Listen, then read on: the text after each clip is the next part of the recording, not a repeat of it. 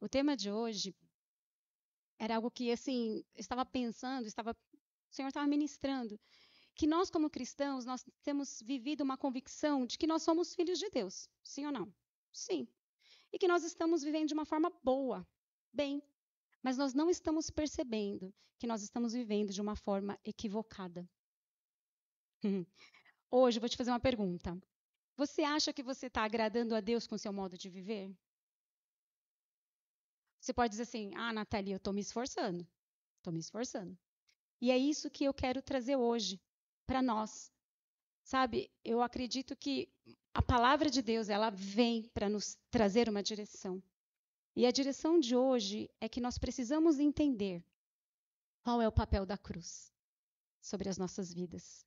E, ao mesmo tempo, entendendo o quanto o nosso coração acaba sendo enganoso. E por isso nos equivocamos. Mas nessa noite, o Senhor vai trabalhar isso nas nossas vidas. Amém? Então, como um texto base, eu queria que vocês abrissem lá em Marcos 8.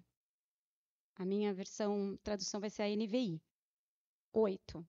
Do 34 ao 38. Amém? Marcos 8, do 34.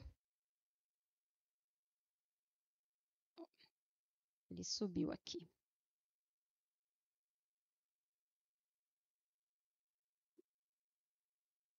Aleluias, glória a Deus. Vamos lá, 34. Então Jesus estava falando com seus discípulos. 34. Então ele chamou a multidão e os seus discípulos e disse: Se alguém quiser acompanhar-me ou seguir-me, negue-se a si mesmo, tome a sua cruz e siga-me. Essa vai ser a nossa palavra-chave de hoje. Se você quer seguir a Jesus, negue-se a si mesmo, tome a sua cruz e siga-o. Versículo 35. Pois quem quiser salvar a sua vida, a perderá. Mas quem perder a sua vida por minha causa e por causa do evangelho, a salvará. Pois que adianta o homem ganhar o mundo inteiro e perder a sua alma? Ou o que o homem poderia dar em troca da sua alma? Se alguém se envergonhar de mim e das minhas palavras nesta geração adúltera e pecadora, o Filho do Homem se envergonhará dele quando vier na glória de seu Pai com os santos. Amém? Então, muitas vezes, nós pensamos que estamos realmente servindo a Deus. Mas nessa noite vamos meditar. O que Jesus nos pede aqui? Ele nos pede 3 coisas. A primeira, negue-se a si mesmo. A segunda, tome a sua cruz. E a terceira, siga-me. É interessante, na tradução da NLTH, no versículo 35, ele fala assim: Pois quem põe os seus próprios interesses em primeiro lugar, nunca terá a vida verdadeira. Mas quem esquece a si mesmo por minha causa e por causa do evangelho, terá a vida verdadeira. Olha que tremendo. Olha que tremendo. A palavra é tão clara, ela é tão nítida. Se você põe os seus próprios interesses em primeiro lugar, você nunca vai entender a vida de Cristo. Nunca. Mas, se você se esquecer de você mesmo, por causa de Cristo e do Evangelho, você vai ter essa verdadeira vida. Amém? É o que diz lá em Mateus 6,33. Diz assim: Portanto, ponham em primeiro lugar na sua vida o reino de Deus e aquilo que Deus quer. O que Deus quer de cada um de nós hoje? Nós vamos descobrir. E Ele lhes dará todas as coisas. Na versão que a gente mais está acostumada, na tradução que a gente mais está acostumado é: busque ao Senhor em primeiro lugar e todas as demais coisas vos serão acrescentadas. Amém? Então, se você fizer aquilo que Deus quer, olha que tremendo, tudo que você fizer que Deus quer, Ele vai liberar todos os recursos. Sabe quando você tem algo no seu coração e fala: Nossa, Deus colocou um projeto no meu coração, mas eu não sei nem como começar? Comece orando, comece ouvindo aquilo que Ele tem, comece tendo fé, gerando fé, porque Ele vai liberar todos os recursos, se isso for da vontade dEle. Amém? Então, por quê? Versículo 34. Quem quiser vir após mim, tome a sua cruz, negue-se a si mesmo e siga-me. Então, vamos lá para a primeira coisa. O que seria negar-se a si mesmo? Nós vimos lá no versículo 35. A gente tem que deixar de lado os nossos próprios interesses. E é muito difícil isso, porque a gente quer primeiro aquilo que é nosso. Mas, sabe, domingo passado nós aprendemos sobre a natureza divina de Jesus. Jesus veio aqui na Terra e ele assumiu a nossa natureza humana. Mas ele morreu, ele padeceu, ele sofreu e ressuscitou em nosso lugar para que a gente pudesse viver a natureza divina. Amém? A divindade de Deus. Essa natureza divina. Tudo é possível quando nós estamos nele. Não é na nossa força, mas é na força dele. Mas nós precisamos deixar de viver essa natureza humana, carnal, e tomar posse da natureza divina de Deus. Amém? Quando nós conseguimos entender e desejar isso, as coisas começam a fluir. Amém? Outra palavra está lá em Romanos 12, no versículo 2, que ele vai dizer como isso é possível. Como que é possível eu negar a mim mesmo? Como que é possível eu tomar essa natureza divina do Senhor? Então, lá em Romanos 12, versículo 2, diz assim: não se amoldem ao padrão deste mundo, mas transformem-se pela renovação da sua mente, para experimentar, ou seja, para que sejamos capazes de experimentar e comprovar a boa, agradável e perfeita vontade de Deus. Nós temos aprendido muito sobre isso. Mas se a palavra não entrar e não gerar vida, você não está transformando a sua mente. E você só vai poder experimentar e comprovar da boa, agradável e perfeita vontade de Deus, se você fizer isso. Se você realmente se posicionar a negar-se a si mesmo e começar a falar: Senhor, o que o Senhor tem para mim? Pegue a palavra e comece a estudar. Eu não quero mais a forma da minha natureza humana, mas eu quero a forma da sua natureza divina. O que o Senhor tem para mim? Amém? Quando nós começamos a nos submeter a isso, o Senhor começa a trabalhar. Amém? Eu vou dar um exemplo muito forte, mas eu vou começar com um exemplo muito forte de como a nossa natureza humana, ela resiste à natureza divina de Deus. O primeiro exemplo, ele está lá em Gálatas 6:10. Eu não lembro qual foi a tradução, mas vai indo aí. Gálatas 6:10 diz assim: assim, enquanto temos oportunidade, façamos o bem a todos, principalmente aos da família da fé. Quando a gente ouve isso, o que você interpreta, o que você recebe? Primeira coisa, nós temos que procurar fazer o bem a todos. Ah, não. A gente escolhe, não escolhe? Ah, não, esse aqui merece, eu vou te ajudar. Ah, não, você... Ah, não, ela não merece, para que eu vou ajudá-la? Não. A Bíblia fala, fazei o bem a todos. A todos. Mas aí, em segundo lugar, ele fala assim, mas principalmente aos da família da fé. Nós, naturalmente, não queremos fazer bem a todos. Segundo, eu vou pensar sempre em quem eu amo, não é? É meu filho, minha mãe, meu pai.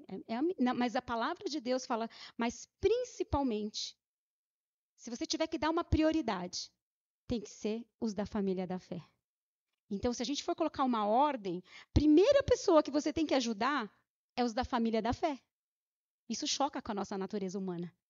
Mas a minha mãe, a minha filha está precisando. Não é que você vai largar. Entenda, tudo tem sabedoria e equilíbrio. Mas se você tiver que dar colocar em ordem, primeiro, os da família da fé. Segundo, quem a gente ama. E terceiro, quem a gente não quer, mas a gente precisa. Entende isso? Então, nossa mente, nós precisamos mudar. Se a gente não sair dessa natureza humana e entendermos e começarmos a viver a natureza divina do Senhor, a gente não consegue experimentar a vontade perfeita de Deus. Amém? Um outro exemplo que a Bíblia fala: amar e orai aqueles que te fazem mal, os teus inimigos. Tem que perdoar. Perdoar 70 vezes 7. A gente quer? Não, a pessoa te feriu, a pessoa te traiu, a pessoa te roubou, a pessoa te difamou, mentiu. A pessoa te trouxe prejuízo. A minha justiça própria não permite. Mas quando eu aceito o sacrifício de Jesus, Jesus é meu Senhor, Ele veio aqui na Terra e tomou a forma, para que eu pudesse tomar a forma da natureza divina dele. Então é possível você amar e perdoar aquele que te faz mal. Amém? Mas para isso, nós precisamos negar a nós mesmos. Tem que negar os seus sentimentos, tem que negar. Tem que negar a sua justiça própria. Amém? Então, você já parou para analisar quantas tentativas você tem, como você tenta agradar a Deus? Com a sua natureza humana ou com a natureza divina, como deve ser feito? Quando aqueles que estão em Cristo Jesus. Um exemplo são dos fariseus e dos religiosos. E hoje a gente tem visto muitos religiosos e a gente tem que sondar o nosso coração para a gente também não se tornar um religioso. Em que sentido? Porque a gente está se enganando. Os religiosos, eles fazem as coisas, eles exigem coisas insensatas, coisas, sabe? Eles exigem a liturgia de algo, mas não têm uma vida com Deus. E eles acabam se voltando para os seus próprios interesses, para manter a sua reputação, ao invés de voltar-se para a verdade do Evangelho. E quando acontece isso, muitas pessoas se frustram e acabam se afastando. Entendem isso? Então nós precisamos ter um coração voltado para o Senhor e não para nós mesmos. E não para nós mesmos. Nós estamos tão acostumados com a presença de Deus. Por exemplo, eu sou cristão. Você é cristão? Você é cristão? Então você tem Deus? Deus está com você? Sim, sim. Parece que a presença de Deus está tão... A gente está tão acostumado que a gente é cristão e que Deus está conosco, que a gente acaba banalizando isso, a gente acaba se acostumando. E a gente falta o temor. Que, se vocês já pararam para pensar, quando os orientais, quando eles aceitam a Jesus, vocês já viram? Quando um oriental aceita Jesus, um muçulmano, ali tem que ser radical. Ele já sabe que quando ele aceitar a Jesus, quando é a decisão dele aceitar a Jesus, ele vai ser negado, ele vai ser banido da sua casa, da sua família, ele vai ser perseguido e ele está disposto a morrer por causa de Jesus. Mas nós, os ocidentais, nós temos muita liberdade. Nós servimos por amor. Ninguém vai te cobrar. Ninguém vai te cobrar. Oh, você está servindo a Jesus? Você está amando? Você está orando? Não!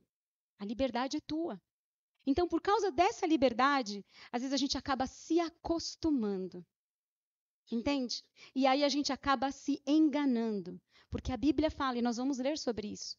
O coração do homem, Jeremias 17:9, ele é enganoso. Ele é enganoso, ele é incurável. Por isso, hoje o Senhor está nos sondando o nosso coração. Aonde está o nosso coração? Amém?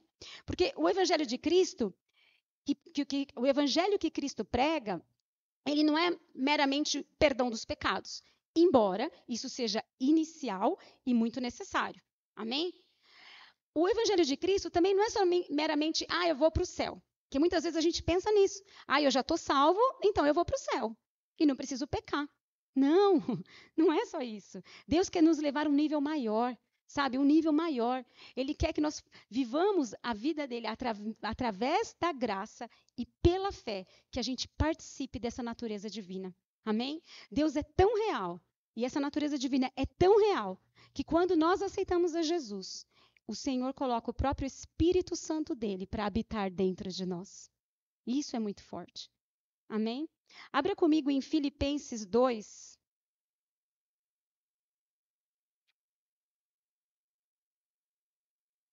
Versículo 5. Acho que é NVI. Ao 8.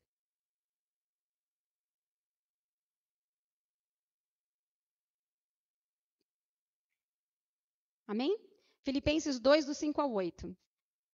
Tem uma tradução que fala, tende o mesmo sentimento, mas aqui ela fala, seja a atitude de vocês a mesma de Jesus, que embora sendo Deus, não considerou que o ser igual a Deus era algo que deveria apegar-se, mas esvaziou-se a si mesmo, vindo a ser servo, tornando-se semelhante aos homens e sendo encontrado em forma humana, humilhou-se a si mesmo e foi obediente até a morte e morte de cruz.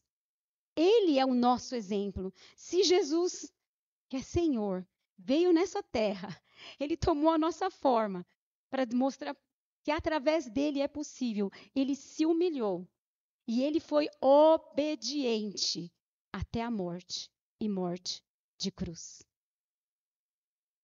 Nós somos seguidores de Jesus. Você quer seguir a Jesus? Você precisa se humilhar. Nós precisamos nos humilhar. Nós precisamos ser obedientes até o fim. Amém? Romanos 6. Foi falado, acho que bastante isso agora no início da reunião, mas vamos lá. Romanos 6, versículo 14. Não, perdão, do 3 ao 14. É bastante.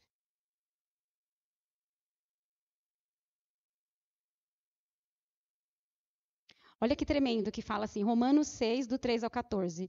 Ou vocês não sabem que todos nós que fomos batizados em Cristo Jesus, fomos batizados em sua morte?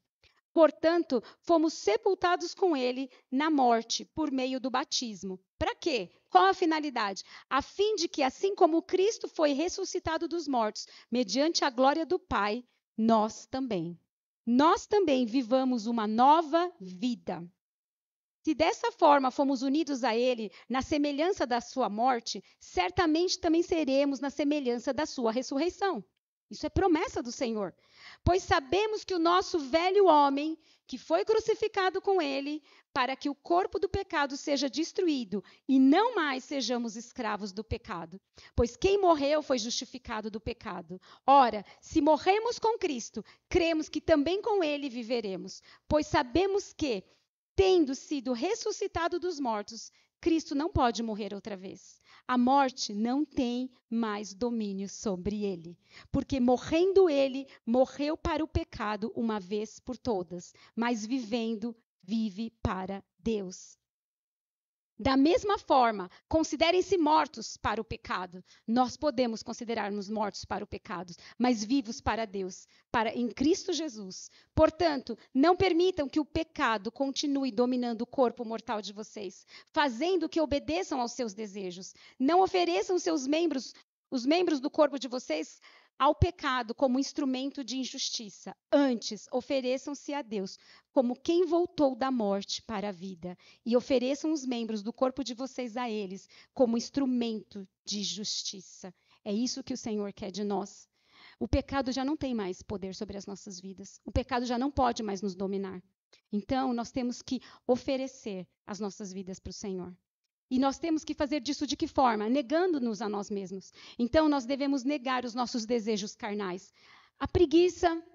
A gente fala de tanto pecado, né? Pecado pesado, adultério, vício, mas preguiça é pecado. Preguiça, ansiedade, gula, mentira e trocentos outros. Vamos resistir, vamos negar. Amém? Vamos negar. E um outro que Deus quer falar muito, que é a gente tem que negar os nossos sentimentos. A gente tem que negar os nossos sentimentos. Meu marido sempre tem falado muito sobre isso, porque a igreja de hoje, ela tem sido uma igreja que tem vivido um evangelho muito sentimental. E nós vamos ver aqui pela palavra qual é o verdadeiro evangelho que nós temos que viver. Amém? Porque muitas vezes nós deixamos de falar a verdade para o irmão, porque a gente não quer magoar o irmão, porque a gente não quer perder o irmão.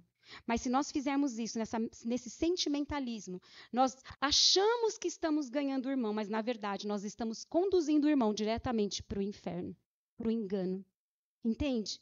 E é muito difícil isso para nós, principalmente para a nossa cultura. A gente não sabe dizer não. A gente quer sempre agradar. Por isso, a gente tem que negarmos a nós mesmos e nos voltarmos para a palavra do Senhor. E o excelente exemplo que a gente vai ter aqui, voltando para o nosso texto básico de Marcos 8, é o exemplo do apóstolo Pedro. Pedrão, querido. Às vezes eu me identifico muito com ele. Vamos lá para o versículo 27. Vamos ler do 27 a 34. Jesus, depois tem todo um contexto de Marcos 8. Jesus está com seus discípulos, Jesus está fazendo milagres, então seus discípulos estão aprendendo com ele todas as coisas. E aí Jesus chega uma hora, volta-se para os discípulos e ele faz essa pergunta. Jesus e os seus discípulos dirigiram-se para os povoados nas proximidades de Cesareia de Filipe. No caminho, ele lhe perguntou: quem o povo diz que eu sou? E os discípulos responderam: alguns dizem que é João Batista, outros Elias, e ainda outros um dos profetas. E aí Jesus fala: mas e vocês? E vocês? Perguntou para ele: quem vocês dizem que sou? Pedro, nosso querido Pedro, respondeu: tu és o Cristo. Aí no versículo 30, Jesus os advertiu que não falassem a ninguém a respeito. Uau! Pedro foi direcionado, Pedro teve uma revelação. Pedro falou: tu és o Cristo. Bingo! Pedro acertou. Pedro falou: tu és o Cristo, o Messias. O que estava todo mundo não conseguindo enxergar, Pedro, ele enxergou. Uau, ele atingiu o ápice da espiritualidade. Que coisa tremenda. Não, ele está entendendo, ele está caminhando com o Senhor e ele está entendendo. E aí, quando Jesus viu que ele entendeu, que o povo entendeu, então ele falou assim: então agora está na hora de eu explicar para eles o momento seguinte que eu vou passar. E aí, Jesus começa, versículo 30, 31.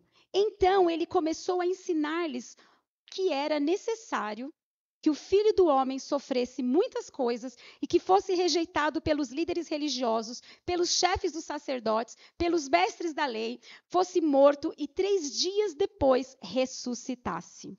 Ele falou claramente a esse respeito. Jesus tinha preparado eles, perguntou, teve a resposta, falou: então agora vocês vão saber qual é o meu próximo passo.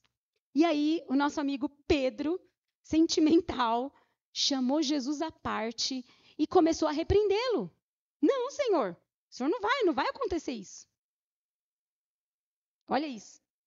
Não, Senhor, ele repreendeu a parte. Mas olha o que Jesus fez. 33. Jesus, porém, voltou-se, olhou para os discípulos e repreendeu Pedro, dizendo: para trás de mim, Satanás, você não pensa nas coisas de Deus, mas nas coisas dos homens. E aí, continuando, ele fala: e então chamou a multidão e os discípulos e disse: se alguém quiser acompanhar-me, negue-se a si mesmo, tome a sua cruz e siga-me. Esse é o nosso versículo de hoje. Entenderam o contexto agora? Pedro tinha tido a revelação, mas ali, Pedro estava errado? Humanamente falando, não. Porque ele queria o bem do Senhor dele. Ele queria poupar. Quando a gente ama, a gente não quer que a pessoa sofra. Então ele agiu naturalmente. Naturalmente. Só que Jesus teve que repreender. E entenda que existe o mundo espiritual, ele é muito mais real que o mundo natural. E naquele momento que ele lançou aquilo, Satanás pegou aquela palavra. Então, Jesus teve que trabalhar 2 vezes, ao mesmo tempo. Quando ele repreendeu, para trás de mim, Satanás, ele falou para Satanás, não vai usar a boca do Pedro. Mas, ao mesmo tempo, por que ele olhou para os seus discípulos? Se Pedro chamou ele num canto, por que ele olhou para os seus discípulos? Porque ele queria ensinar tanto a Pedro quanto aos demais discípulos. Vocês, aí a parte de Pedro, vocês não estão pensando nas coisas de Deus, mas nas coisas da terra. É isso que o Senhor está nos chamando hoje. A gente está pensando nas coisas da terra. A gente está pensando em não desagradar as pessoas que nós amamos. Mas nós temos que ir além e entender que é necessário um sofrimento, que é necessário um confronto, que é necessário chamar alguém, porque se você não chama aquela pessoa, ela está indo para um abismo. E você, com medo de desagradá-la, ela vai. Entende isso? Entenda mais, o Senhor Jesus amava Pedro. E por isso pôde repreendê-lo. Nós precisamos entender que não é abuso de autoridade, não é outra coisa, mas é a palavra nos confrontando. Que Deus está chamando a igreja para viver nesse nível de maturidade. Nós precisamos sair desse sentimentalismo, porque senão nós vamos patinar. E quando Jesus voltar, talvez a gente não esteja preparado para ir junto. Ou não só quando Jesus voltar, mas por que não viver a vida abundante de Cristo aqui e agora? Não é só lá no céu. Começa aqui, termina lá. Amém? Nós não precisamos viver uma vida patinando. Nós podemos viver essa vida alegre e abundante hoje, quando nós entendemos que nós não devemos agir pela nossa natureza humana, mas pela natureza divina. Ter o discernimento. Jesus está falando o quê? Ah, deixa eu discernir. Se você não entendeu, deixa eu meditar. Entende isso? Nós precisamos. Então, as coisas de Deus é ir para a cruz, mas as coisas dos homens é buscar em primeiro lugar os seus próprios interesses. E como a gente leu lá no versículo 35 de Marcos 8 e fala, quem quer ter a sua vida poupada, tem que negar-se a si mesmo. Porque quem perder a sua vida, vai ganhar em Deus. Então, quando você abre mão da sua mão, você abre mão da sua reputação, você abre mão de tudo, você não está nem aí para aquilo que vão falar. Amém? A gente fica muito preocupado com o que os outros vão dizer. Quando você abre mão, eu não sou desse mundo. Tudo que eu tenho aqui é provisório e temporário. E aí nós conseguimos entender e buscar o Senhor. Amém? Aí a gente tem que tomar cuidado com o extremismo. Quando eu era muito nova, eu lembro disso. Meu Deus. Eu acho que tem uma galera aqui que não viveu isso, mas eu lembro quando eu era muito nova, que amigas minhas falavam assim, eu não vou fazer faculdade porque Jesus está voltando. Eu não vou casar porque Jesus está voltando. Eu não vou fazer. Não é para você abrir mão das coisas aqui. Não. Porque, Nathalie, você está dizendo que a gente tem que só pensar nas coisas de Deus, então não preciso mais limpar a casa, não preciso mais trabalhar para querer ter um carro. Não, gente. Tudo isso é necessário e bom. Entenda. Mas quando a gente inverte a prioridade, se torna um Deus. Deus não se agrada. Agora, quando você busca Deus em primeiro lugar, todas as demais coisas te serão acrescentadas e com leveza. Deus vai te dar uma casa, Deus vai te dar um carro, vai te dar tudo o que você precisa, porque o teu coração está nele e você vai estar com ele. Amém? Todo mundo que está aqui mesmo? Aleluias. Nós precisamos mudar então o quê? Nós precisamos mudar a nossa... Porque isso é uma tradição, nós precisamos mudar um hábito, um costume. Sabe? Quando a gente está acostumado a fazer sempre a mesma coisa, principalmente quem é crente muito velho, né? Se tem um irmão aqui, chega aqui, eu tô com... vamos orar por ele, é normal a gente orar. Mas parou para perguntar, Senhor, é para orar ou é primeiro para eu conversar, primeiro é para eu ministrar? A gente é tão automático no nosso dia a dia que a gente não para fazer as coisas. A gente não para, aliás, para perguntar para o Senhor como devemos ir, o que devemos fazer. Você acorda de manhã, já toma o seu café, já vai direto para o trabalho. Será que no meio do caminho você ora e fala, Senhor, eu já sei, está lá a minha agenda, eu já sei tudo que eu tenho que fazer, mas eu coloco ela diante do Senhor. O que o Senhor quer? O que o Senhor quer? Se quer fazer uma coisa diferente, vai me colocar uma pessoa diferente? Eu estou aberta, Senhor. Ou então vem uma situação ruim também. Furou meu pneu. Por que furou meu pneu? Ao invés de murmurar, fala, Senhor, quem que vai ser o borracheiro que eu vou conversar aqui para evangelizar? É assim que a gente tem que pensar. Amém? É visão de reino. Então a gente tem que parar de ser automático e começar a falar, Senhor, nessa situação, o que eu devo fazer? O Espírito Santo habita em você. Amém? Aleluias. A segunda coisa, tome a sua cruz. Nós vamos continuar carregando o fardo, sim. Porque o pessoal fala assim, eu vou aceitar Jesus, tudo é lindo, tudo é maravilhoso. Agora o Senhor vai me dar tudo. Se você liga a televisão, misericórdia. Só promete coisa linda lá, né? Material nessa terra, né? Mas, olha o que diz lá em Mateus 11, versículo 28. A internet não me deixa. 28, ué. Espera aí que a minha internet está falhando aqui. Mateus 11. Vamos para o 28. Aleluias. Amém? Venham a mim, todos os que estão cansados e sobrecarregados, e eu darei descanso a vocês. Tem uma outra tradução que fala assim, deixa eu ver se é a 21. Amém? João 16:33. Eu vos tenho dito essas coisas para que tenhais paz em mim. É uma das coisas que tem sido ministrado aqui, né? Uma das coisas que nós temos somente em Deus é paz. Paz no meio do caos é paz. No mundo tereis tribulações, mas não vos desanimeis, pois eu venci o mundo. Quer coisa mais tremenda do que isso? Você não está carregando a sua cruz sozinho. O Espírito Santo de Deus, ele está com você. O Espírito Santo de Deus está trocando o seu fardo por ser leve e suave. O Espírito Santo de Deus está te dando paz. Cada tribulação, cada situação, cada aflição, cada decepção, ele te traz uma paz. Paz. E uma promessa de que ele venceu e nós vamos vencer com ele. Amém? Então, cada um de nós temos uma cruz.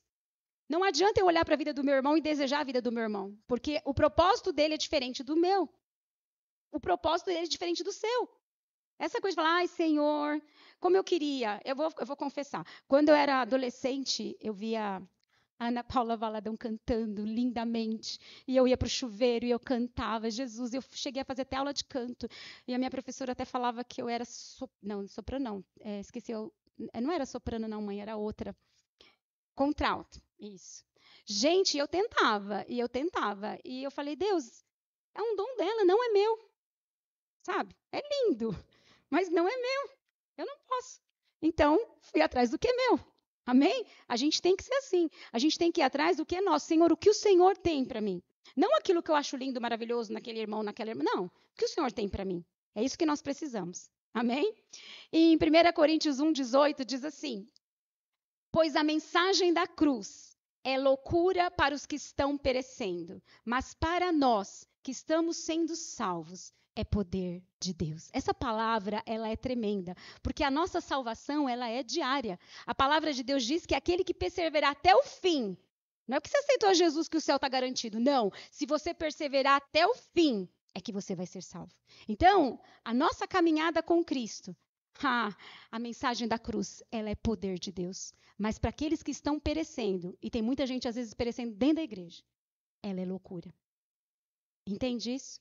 Ela é loucura. Ela é loucura. E aí, vamos de novo para Jeremias 17:9. Diz assim, sobre o nosso coração. O coração é enganoso e incurável, mais que todas as coisas. Quem pode conhecê-lo? A gente tem que tomar cuidado com essa coisa de sentimentalismo. Eu sinto, eu estou sentindo. Ai, porque eu estou ouvindo a voz do meu coração. A Bíblia diz que o coração do homem é enganoso. Você tem que ouvir a voz de Deus, a palavra de Deus. É essa a direção que você tem que ter. Amém? Por quê? Olha o versículo 10. Eu, o Senhor, examino a mente e provo o coração, para retribuir a cada um segundo os seus caminhos e segundo o fruto das suas ações. Aqui eu pareço ouvindo assim vozes de fundo, minhas filhas falando: "Ai, você tem a preferida", né? E tem gente que acha que, ai, Deus tem os preferidos, né? Por que dá mais para um e não dá mais para outro? Não. Deus é justo. Ele é justo. Ele examina a nossa mente, ele prova o nosso coração e ele retribui a cada um de nós segundo o fruto das nossas ações. Entendem isso? Depende de nós. Amém? Então, se você tem vivido uma vida medíocre, uma vida mirrada de alegria, não tem sentido satisfação, está na hora de você rever isso. Porque qual que é o engano da igreja hoje? Olha, eu tenho ido à igreja todas as vezes que ela está aberta, eu vou à igreja. Então, eu sou um filho de Deus. Ninguém está dizendo que não. Olha, eu faço tudo que o pastor pede. Quem se candidata a fazer isso? Quem ajuda? Eu faço tudo. Olha, eu não bebo, eu não fumo, eu não roubo, eu não traio. Eu dou dízimo, viu? Eu dou dízimo. Então a gente acha que por viver em atos religiosos e tendo um bom comportamento é suficiente. A gente está com Deus e está tudo bem. Entendem que a igreja hoje tem vivido assim? Mas Deus está nos chamando para um nível maior com ela. Então nós temos que tomar muito cuidado com isso. Amém? Eu queria ler um trecho grande aqui, mas já são 8 horas. Eu vou ler rapidinho. Lucas 17.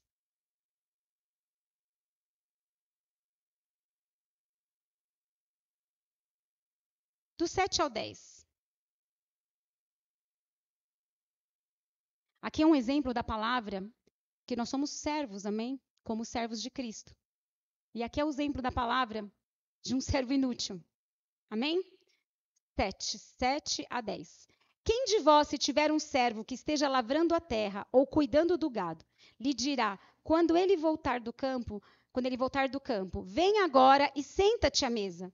Por acaso não lhe dirá pelo contrário, prepara-me a refeição, arruma-te e serve-me, até que eu tenha comido e bebido, e depois comerás e beberás.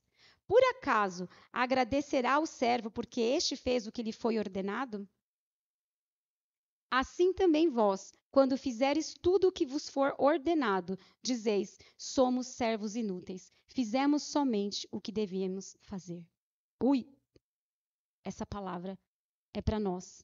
Sabe quando, Senhor, eu estou fazendo tudo o que o Senhor pediu. O Senhor fala, você fez tudo o que eu pedi? Então você é servo inútil. Agora, quando você tem um relacionamento com Deus Pai, você caminha com Ele, você vai vendo, Deus vai colocando projetos no seu coração. E você vai entendendo que tudo que você fez até agora foi no nível humano. E Deus quer que você esteja no nível de uma natureza divina que Ele preparou para nós. Amém? E para encerrar, eu quero dar para vocês como exemplo Noé. Amém? Noé. Vamos lá em Lucas 17, 26. Eu não vou, acho que ler tudo. Já estamos em 17, né? Lucas 17, versículo 26.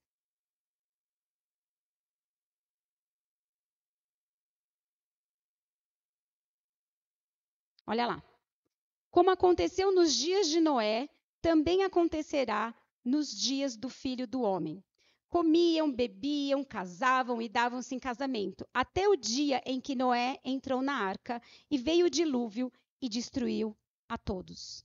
Depois ele continua aqui também nos dias de Ló. Veja que a Bíblia está falando que como nos dias de Noé, assim também será a segunda vinda de Cristo. E aí, quando a gente tem que entender, como era nos dias de Noé? Todo mundo se casava, não está diferente de hoje, né? Comia, trabalhava, estudava. Tá, mas como que era nos dias de Noé? Depois você estuda lá em casa, na sua casa, Gênesis 5, 29, Gênesis 6, fala sobre a vida de Noé. Mas eu vou dar uma pincelada aqui pra gente. Noé, ele veio com um propósito de aliviar o sofrimento. Ele era uma promessa de Deus. Ele veio como propósito de aliviar o sofrimento do povo de Deus. Noé estava numa época de uma terra que era uma terra perversa. Como nós lemos lá em Marcos 8, geração perversa, má. Noé, ele se encontrou justo. Ele foi o único que encontrou benevolência diante do Senhor. A maldade estava tamanha, que Deus falou, eu vou acabar com essa raça. Eu vou acabar com o ser humano. Mas ele não podia acabar por causa de Noé. Porque Noé encontrou benevolência perante Deus. Noé era homem justo, era homem íntegro e ele andava com Deus. Por isso que não era de se admirar que quando Deus pediu para Noé fazer uma coisa louca, incoerente aos olhos humanos, ele não refutou, ele fez. Noé está aqui no deserto, mas é aqui, é grande, uma arca. Faça uma barca. Noé podia questionar. Quando a gente recebe ordens, a gente questiona, não é? Esses dias eu estava falando com as minhas filhas. Se o pai e a mãe pedem alguma coisa, elas param para pensar assim, mas será que meu pai não deve... Não, obedece. Depois você pensa, não é assim? E foi isso que aconteceu com Noé. Ele não pensou, não, Deus, um deserto, não está chovendo, por que o senhor quer que eu construa isso? É incoerente. O evangelho, para quem é salvo, é poder de Deus. Entende? Para Noé, que andava com Deus, ele entendeu, porque ele já tinha um relacionamento com Deus. Deus, você me pediu, eu já sei. Eu já te conheço. Eu tenho um relacionamento com o Senhor. Essa parte de relacionamento é muito importante. Me lembrei. Todas as vezes que a gente vai para uma festa, um aniversário, um lugar, A gente está no carro e o mesmo sermão o Márcio faz com as meninas desde pequenininhas. E hoje a Vitória fala assim, já tem, né, maior de idade, mas o sermão continua o mesmo. Mas hoje elas já sabem. Então o pai começa a falar, olha, nós vamos lá, cumprimente a todos, seja educada. Aí elas terminam a frase, porque já conhece. Tem coisas em casa que fala, já sei o que meu pai quer. Já sei o que a minha mãe quer. Entende isso? É tão gostoso isso. Esses dias em casa, tá muito gostoso, porque elas já sabem o que o pai e o que a mãe quer. É muito gostoso. É uma conexão, né? E as coisas que a gente não gosta também sabe. E era assim com Noé. E é assim que tem que ser conosco. Porque quando Deus te pedir algo, você vai fazer. Você não vai parar, porque Deus vai te pedir algo que seja incoerente humanamente falando. Quando Deus preparou isso para Noé, Ele está dizendo como vai ser agora. Deus está buscando Noés. Nós temos que ser como ele.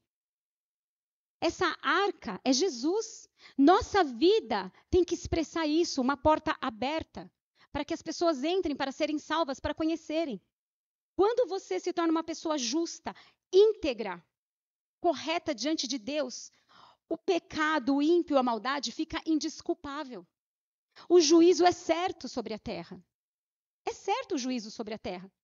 Agora, quando você põe o seu padrão ali no seu trabalho, no seu ambiente onde você está, na sua escola, na faculdade. Olha o que está acontecendo na faculdade lá nos Estados Unidos, que coisa linda. Não tem nenhum nome grande, são alunos que estão ali com suas vidas dedicadas, se prostrando para o Senhor. Entende? Então, cada um de nós podemos ter este Noé. Mas será que nós estamos preparados para quando Deus pedir algo para nós, que nos custe, nós estamos preparados? Porque Noé, ele não se importou. Ele gastou toda a vida dele praticamente construindo a arca. Ele pegou todos os recursos dele construindo a arca. Ele foi abandonado, rejeitado, acho que xingado de velho gagá. Todo mundo zombava de Noé. Mas ele tinha um relacionamento com Deus, ele não se importava. Ele não se importava. Entende isso? Que projetos que Deus está colocando no teu coração? Que vai ser loucura aos olhos de Deus, você não tem recurso, não tem dinheiro, mas Deus está colocando. E se Deus está colocando, Ele vai te dar todos os recursos para que você consiga. E sabe, para você que é casado, eu vou contar algo. Deus está colocando uns projetos meio doidos no coração do meu marido. Nem minhas filhas estavam aceitando muito.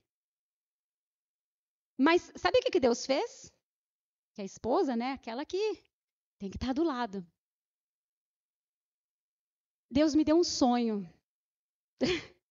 confirmando aquilo que Deus está colocando no coração do meu marido. Então, aos olhos naturais, é loucura. Mas como Deus me deu esse sonho, Ele me colocou uma paz tão grande que eu não sei onde nós vamos parar com isso. Mas eu só tenho certeza de uma coisa: é Deus. É Deus. É Deus. Se eu contar para vocês, na hora certa vocês saberão. Mas se eu contar para vocês, parece algo que... Entende? Este é o tempo que nós temos que viver. Este é o tempo que nós temos que viver. Nós temos que sair do nível raso que nós estamos e entrarmos numa profundidade maior.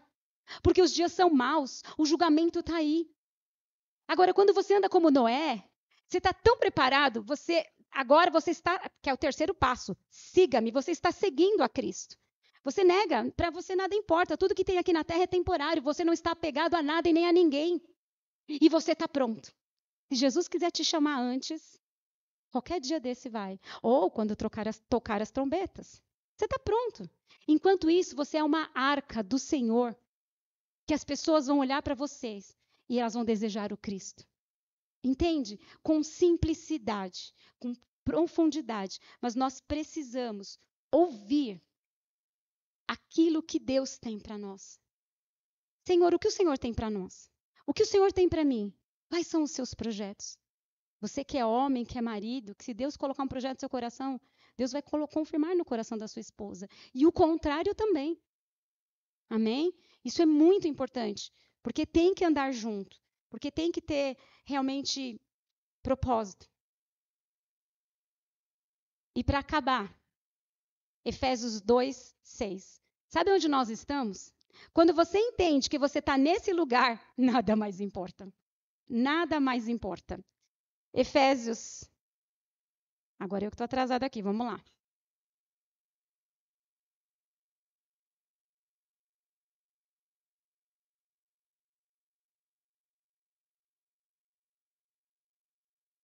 Aleluias.